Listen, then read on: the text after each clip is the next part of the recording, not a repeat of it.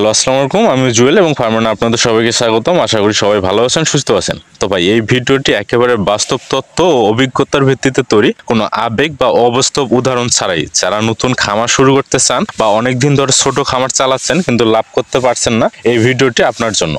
ভাই, বাংলাদেশের বর্তমান আর্থসামাজিক বাস্তবতায় ছোট খামার থেকে লাখ টাকার আয় শুনতে যতটা অসম্ভব মনে হয়, বাস্তবে বিষয়টা ততটা দুরূহ নয়। শুধু যদি প্রতিটি পদক্ষেপ হয় পরিকল্পিত।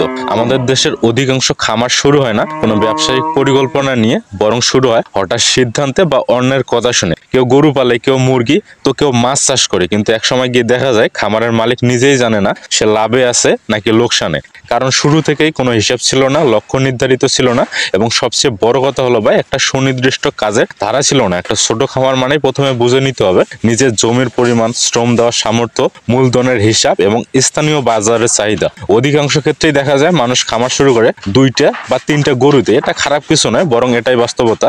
কিন্তু সমস্যা হয় যখন খামারির কাছে হিসাব থাকে না, প্রতিদিন কত খরচ হচ্ছে, কোন খরচটা অপ্রয়োজনীয়, কোথা থেকে খাবার আনছে, দামের তারতম্য কোথায়, কোন ঋণ কখন পরিশোধ হবে। এই জিনিসগুলো না জানার কারণে ছোট খামারগুলো 6 মাসের মধ্যে চাপে পড়ে যায়। লাভ তো দূরের কথা, আসল টাকাটাই ওঠে না। পরিকল্পনার প্রথম ধাপ হচ্ছে আপনি ঠিক করবেন আপনার খামারের ধরন। গরু, ছাগল, হাঁস, মুরগি, মাছ চাষ অথবা মিশ্র খামার। অনেকেই ভাবেন সব একসাথে করলে আয় বেশি হবে, কিন্তু বাস্তবে সব একসাথে মানে সব দিকে খরচ বাড়া, সময় বিভাজন এবং ব্যবস্থাপনার ঝামেলা। তাই শুরুতে একটাই ফোকাস করাই সবচেয়ে বুদ্ধিমানের কাজ। ধরুন আপনি গরু পালন শুরু করছেন, তাহলে আপনাকে প্রতিদিনের খাদ্য খরচ, ওষুধ, পরিচর্যা, দুধের পরিমাণ, বিক্রির বাজার এবং দুধের দাম প্রতিদিন ট্র্যাক করতে হবে। আরেকটা বড় সমস্যা হলো ভাই, খামারে কর্মী নিয়োগ বা কাজের বিভাজন না থাকা।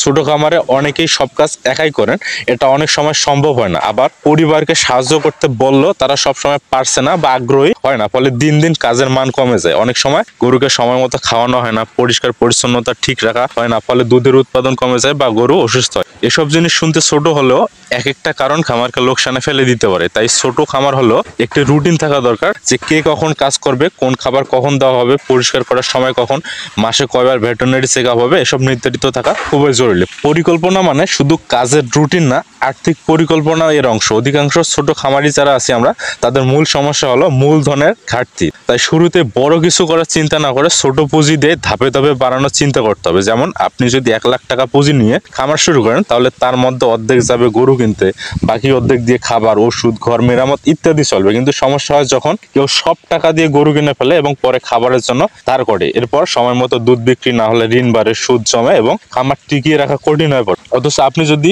70% পুঁজি রেখে গরু কিনতেন, বাকি 30% রাখতেন চলতি খরচের জন্য, তাহলে হয়তো এমন সমস্যা হতো না। বাংলাদেশে এখন ছোট খামারিদের জন্য অনেক সরকারি ও বেসরকারি সাহায্য আছে, যেমন প্রশিক্ষণ, ঋণ, ভর্তুকি। কিন্তু এগুলোর অনেক কিছু খামারিরা জানেন না বা আগ্রহ নেন না।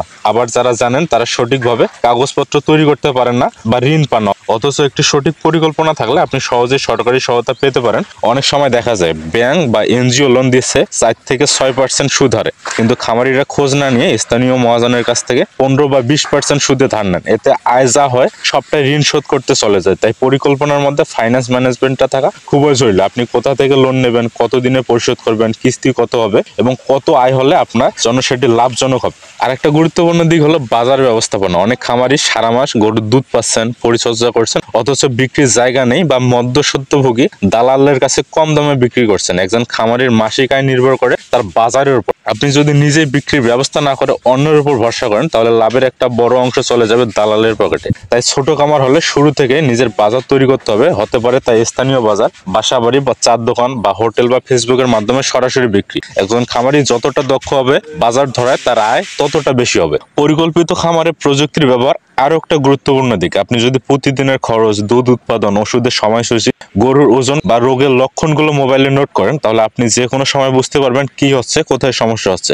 আজকের দিন অনেক অ্যাপ আছে যেগুলো খামার ব্যবস্থাপনায় সহায়ক হতে পারে। এই ডিজিটাল ব্যবস্থাপনা ছোট হলেও আপনাকে সিদ্ধান্ত নিতে অনেক সহায়তা করবে ভাই। আপনি যখন বুঝবেন কোন গরুটা লাভ দিচ্ছে, কোনটা খরচ বাড়াচ্ছে, আপনি তখন পরবর্তী সিদ্ধান্ত নিতে পারবেন বিক্রি করবেন নাকি রাখবেন। সবশেষে বলার বিষয় হলো ভাই, ছোট খামার থেকে লাখ টাকা আয় সম্ভব, কিন্তু এর জন্য আপনাকে প্রতিদিনের কাজকে মেপে করতে হবে, হিসাব রাখতে হবে এবং নিয়মিত বিশ্লেষণ করতে হবে। আপনি যদি ভেবে থাকেন বড় খামার মানে বড় আয়, তাহলে ভুল করবেন ভাই। কারণ অনেক বড় খামার এখন বন্ধ হয়ে গেছে শুধু শুধু হিসাব না রাখার কারণে। অন্যদিকে অনেক ছোট খামার টিকে আছে বছরের পর বছর, কারণ তারা জানে কবে কত খরচ করেছে, কোথায় বেশি লাভ হয়েছে আর কোথায় কম হয়েছে। তারা এক মাসে যদি 15-20 হাজার টাকাও আয় করে ভাই, সেটাও টিকে থাকার জন্য যথেষ্ট, কারণ তাদের খরচ নিয়ন্ত্রণে থাকে, ঋণ নেই আর বাজার নিজের হাতে। এই বাস্তবতা আমাদের বুঝতে হবে। ছোট খামার একটা ইনকাম সোর্স, কিন্তু সেটা ততক্ষণে আয়বর্ধক হবে যখন সেটা পরিচালিত হবে একটা ব্যবসা হিসাবে, দয়া বা আবেগ দিয়ে না। আপনি যত পরিকল্পনা করে খামার চালাবেন তত কম ঝুঁকি থাকবে। আর পরিকল্পনা মানে বড় কিছু না ভাই, হতে পারে তা কাগজে কলমে একটা রুটিন, মাসিক আয় ব্যয়ের হিসাব, খাবারের তালিকা, বিক্রির ঠিকানা,